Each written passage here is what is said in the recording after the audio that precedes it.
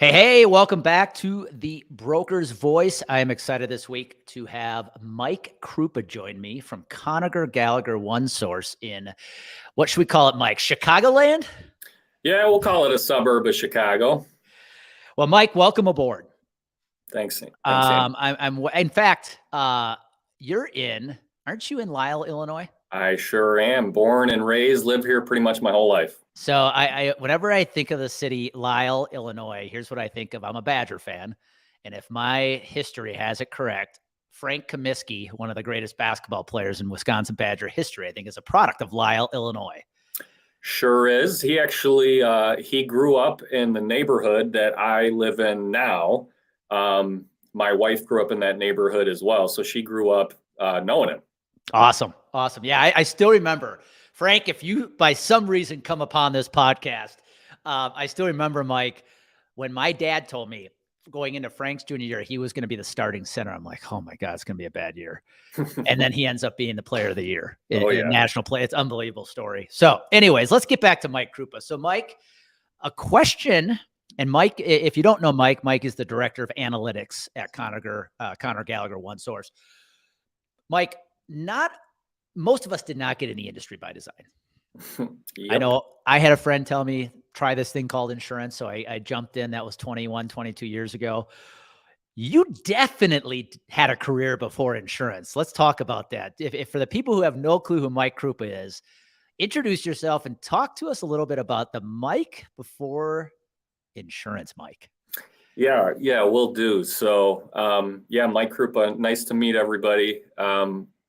Before I got into insurance, so remodeling has always been kind of a passion of mine. I grew up with it.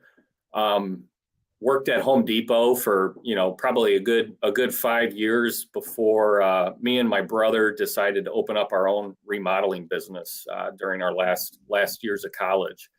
I'm an identical twin. Which is pretty important to know about just my overall identity. My mom labeled our company Mirror Image Remodeling.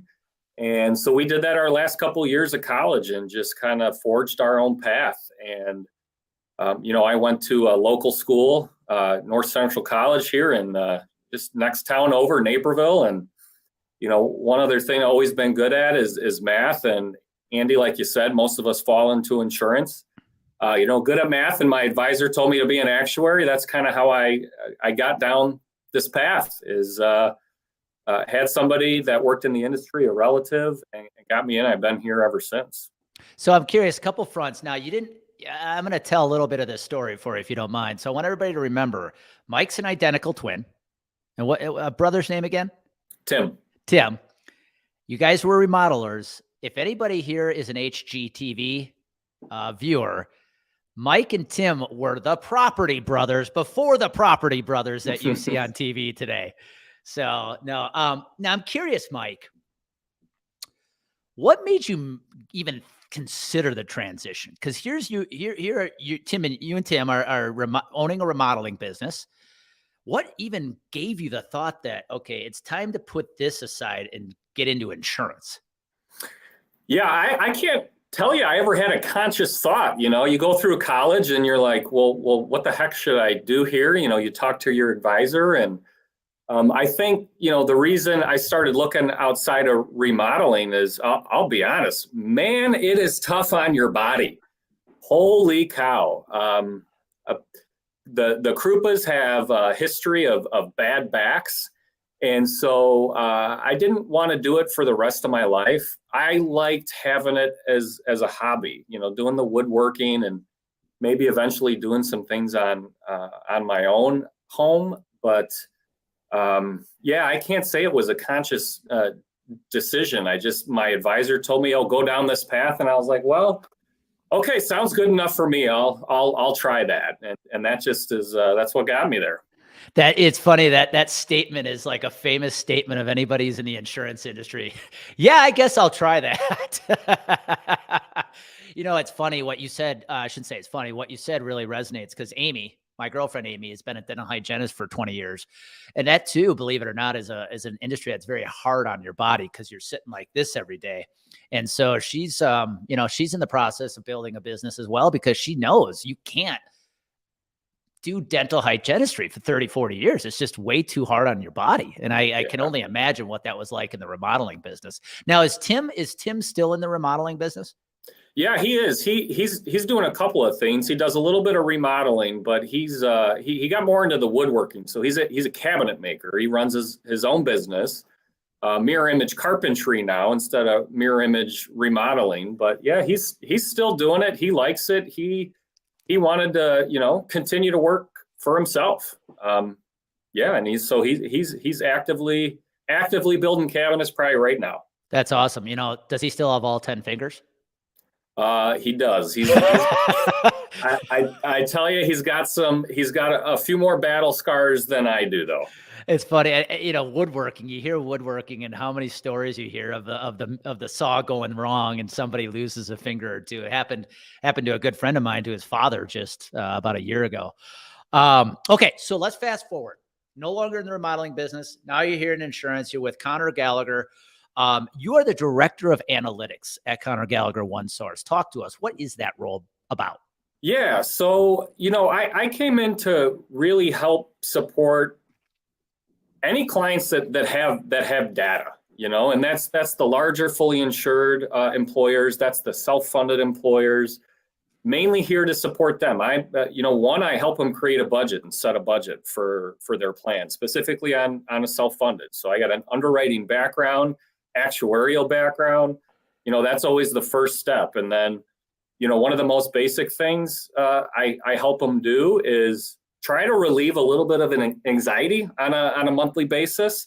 So just some reporting to help them understand, look, here's the budget that we set, and every single month, here's how you're coming in. That gives them a good indication for what the next renewal is going to look like. I'm someone that has a little bit of underlying anxiety, so I like to relieve that anxiety for our clients. But then, really in the past 2 years, I started getting heavy involved in the strategic thinking for our clients. And all right, what else can we do to try to impact costs? I recognize that the healthcare system is broken.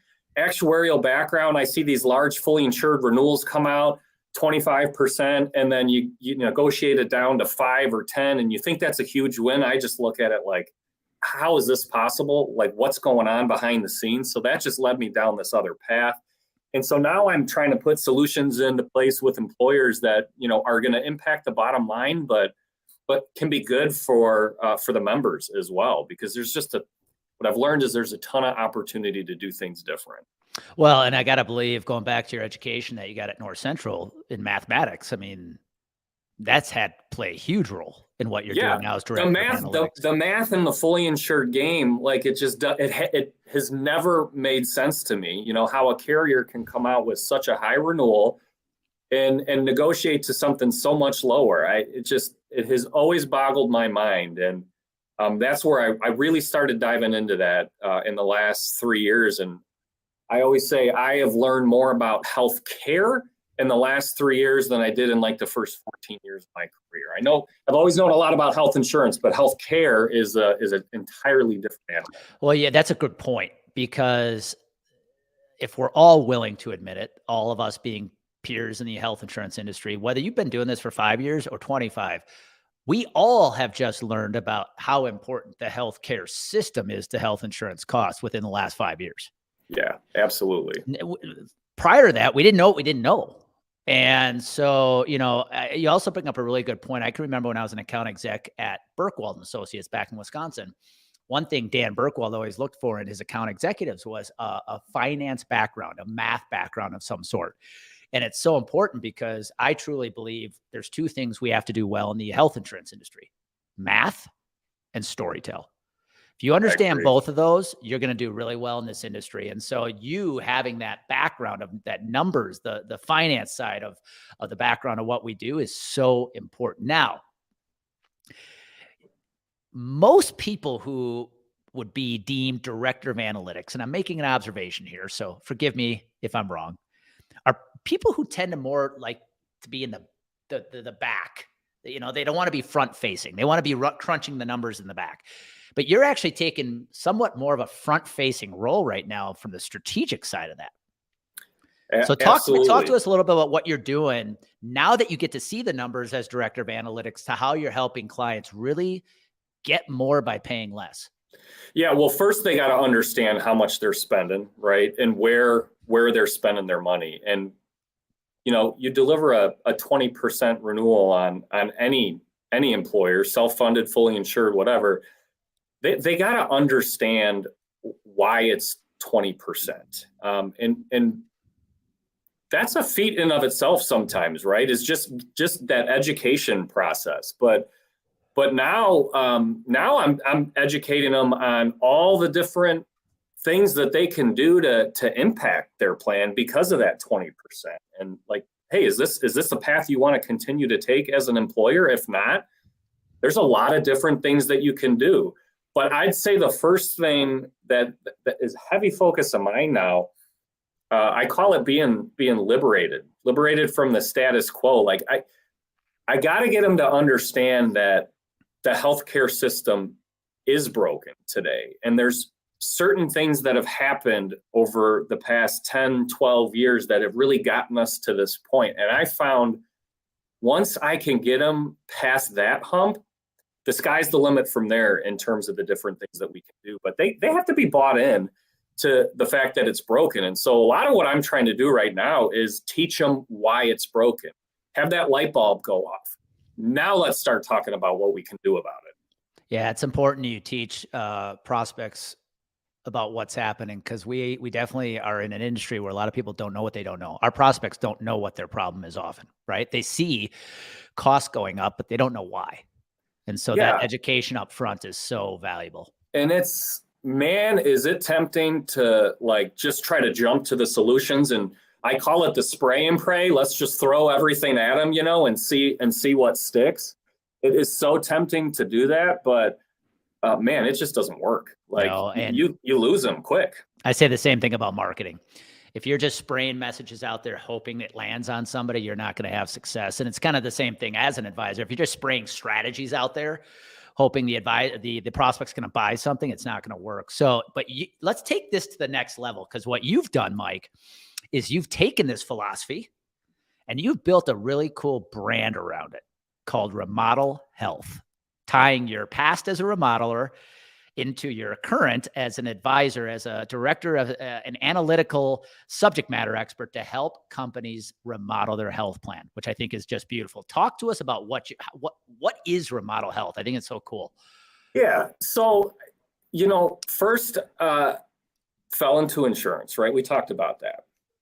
So I just say that because it's not passion, right? It's not a passion of mine, or historically hasn't been a passion of mine. I don't wake up, you know, just getting so excited to underwrite a plan. But, you know, part of this journey into creating Remodel Health was my own journey. Like I was searching for something to get passionate about. And I love remodeling. I've been remodeling my home, you know, for 8 years. And it's just something I can get behind. I love being able to kind of just take a blank canvas and, you know, or take something that has a lot of problems with it and making it look great and adding a lot of function to it. So that's what I've started to mix, you know, my job and my passion of remodeling. And I'm looking to give employers a really good story to try to connect everything, because healthcare is complex. And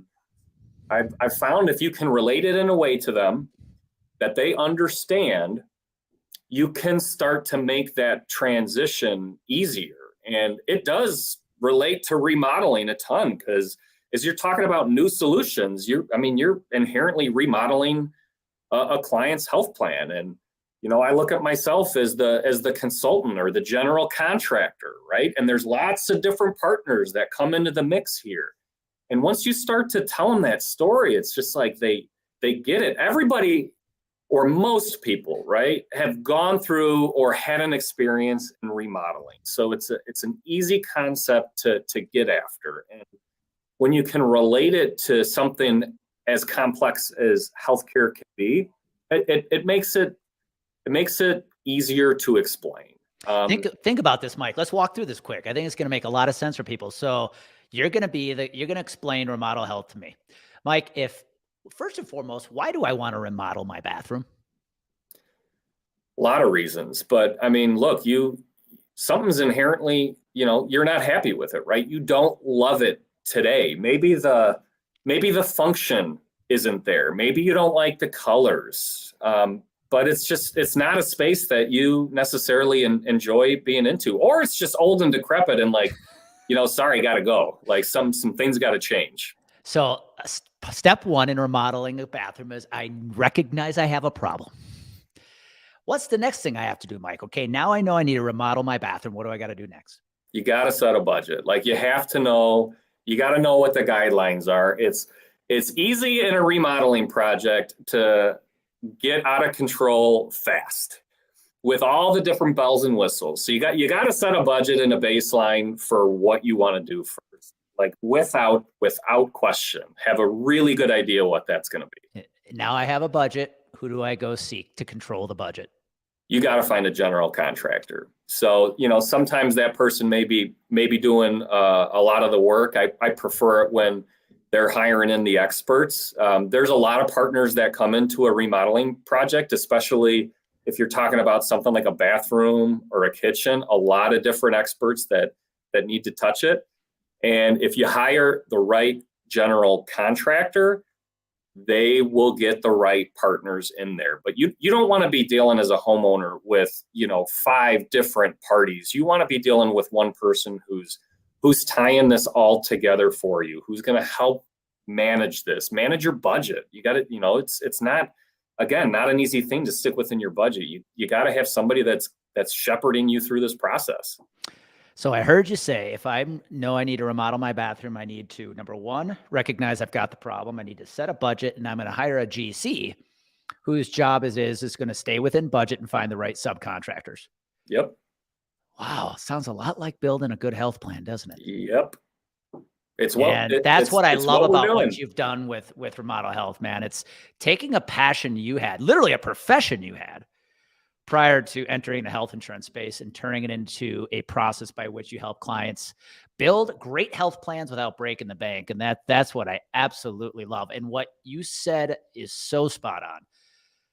If there's a prospect out there that is into remodeling, has remodeled his or her home before, are they going to resonate with what Remodel Health is helping them do? Absolutely. And the best, honestly, the best part for me is it's put a little pep back in my step. Like I get more excited now to talk to clients about this in a remodeling fashion, because like I am super passionate about that. And so now I'm talking about things and like I'm getting excited about it. They can feel my passion. They're already telling me that. So it's great to do it with something that I love to do, because I feel like I got a little bit more purpose behind what I'm doing now. Absolutely. So what advice would you have if there's an advisor listening in right now who is maybe caught waking up every day, looking at his or her calendar going, I don't have a system, I don't have a plan. I just feel like I'm kind of spraying and praying a bunch of messages, throwing some phone calls out there, some emails, and none of it seems to be working. What advice would you give him or her? Yeah. First and foremost, and I think we all learn things the hard way. That's the way it sticks in our brain. I felt like for the first 14 years of my career, I had this idea in my head of what somebody in this role should be doing. And only in the past few years have I decided that you just got to be yourself. Like, just boil it down to that, follow your instincts, follow your heart, but don't be trying to be somebody else. Be yourself. Once you start doing that, I promise you things are going to change for the better. And I guess what I didn't realize is like, that's what people want to see too. They don't want to see you trying to be somebody else. They can sense that, like, just be yourself. It's a freaking liberating feeling. Well, and I want all the advisors listening to not miss a point you made. And that is if you're just in it for the money, because let's be honest, a lot of us were told how lucrative this industry is. You may get that money, but you're not going to find fulfillment and happiness. Yeah, totally. What you've done, Mike, is you found that, hey, I don't have a passion for selling insurance. But now that you've tied what you have a passion for into what you're doing in insurance, you've allowed yourself to not only get your pep back in your step, as you said, it's probably helped you. I know you've said it's helped a little bit with anxiety and all the stuff that you're going through. And by the way, you're now taking this brand and putting it out on your LinkedIn profile and your post, which is absolutely amazing. And you're getting great engagement with it. And, you know, the interesting part is, so I'm trying to, you know, relate back to Remodel Health wherever I can. And when I do that with my own personal stories, man, the engagement on those personal stories far outweighs just a little piece of content on a place to remodel your health plan. Whenever I relate it back to a personal story, like, just the engagement is night and day compared to it. And that's why the biggest piece of advice I would tell anybody is, like, don't be afraid to be yourself. You have strengths, find something you're passionate about. Andy, my advisor, told me, right, you should be an actuary because it's low stress, high paid job, right? So I was like, yeah, whatever, I'll do that. And it wasn't until I started being myself that I got a little bit of fulfillment out of it. Awesome. Well, last question, then we'll let you roll. Now, let's spin it quick. If there's an employer in the Chicagoland market listening in saying, okay, Mike, we now know it's time to remodel our bathroom, AKA remodel our health plan. What if I said, give them one piece of advice, what would that be? I would say start to find a general contractor that is willing to educate you first, you know, is willing to get you over that hump of, maybe it's just what is self-funding, and what are the different things that you could do, but focus on that education piece. And even before, again, you start getting into self-funding, start to understand how and why the healthcare system is broken. If you can start to get there, then you can start to get past the point where now you can get into how to fix that problem. So it's learning is key here. Don't think you could just jump straight to the solution. You got to put the time in and, you know, find that person, that general contractor that's willing to educate you on what's wrong, and then focus on. Well, and it's the same analogy as remodeling a bathroom, right? If you know it's time to remodel the bathroom in your house, you probably should know why it's time to remodel the bathroom. What's not working for you? Absolutely. That's causing you to say, hey, we need a different look. We need a different result. So great advice. And by the way, if you're listening to this, do yourself a favor, go connect with Mike on LinkedIn. Kroupa is Kroup as in Paul A. He's got great content, doing some great stuff with this Remodel Health program process. Mike, I want to thank you for taking the time to jump on the Broker's Voice. Yeah, man. Thank you. I appreciate it. Honor. And for everybody else listening in, I hope Mike gave you a little clarity, because you know what happens when you mix clarity with confidence, you take massive, massive actions. Go make that action happen today. Appreciate it, Andy.